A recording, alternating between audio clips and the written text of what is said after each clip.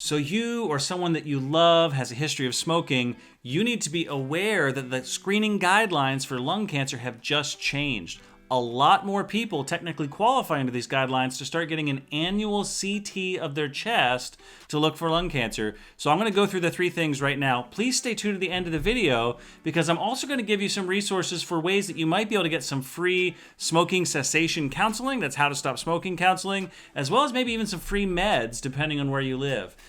There's three ways that you know that you qualify for a lung cancer screening based off these new USPSTF guidelines.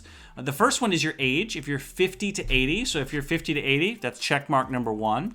The next one is when you stopped smoking or if you are still smoking. So for number two, it's are you still smoking or did you quit less than 15 years ago?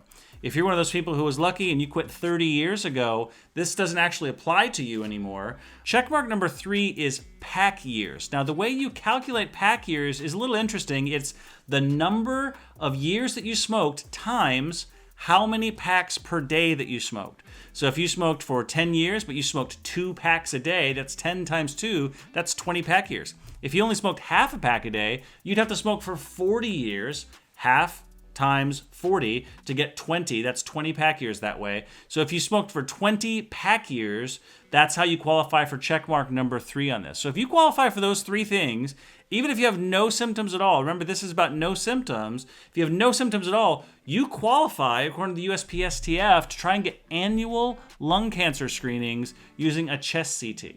So please call your doctor and make sure you get that taken care of. Now, I told you earlier that I'd offer some free resources that might get you some counseling and some medication to try and help you get over this, or friends and family that you want to share this video with so that they're aware. You're going to want to call the 1-800 Quit Now line, and depending on what state you live in, some of the resources vary, but there's often free counseling, there's often free medications to try and help you quit smoking, because everyone agrees that quitting smoking is one of the healthiest things that you can do. So if you're thinking in your mind of someone in your life that you care about, who you think would really benefit from this, please give them a call, share this information. You can shoot this video across to them. I'm also going to be talking in some upcoming videos about the different medications that now are approved to try and help you stop smoking. A lot of people think it's just nicotine patches, and that's not true. There are other options and things that are actually shown to be maybe even a little more effective. So if you're interested in that, go ahead and hit subscribe, and then when those videos come out, you'll get a chance to see them. Remember, y'all, I think you can quit smoking. Support each other, love each other, remind each other to work on it. This is hard, but you can do it, and I think it's going to be really healthy for you if you do. Stay safe out there, y'all.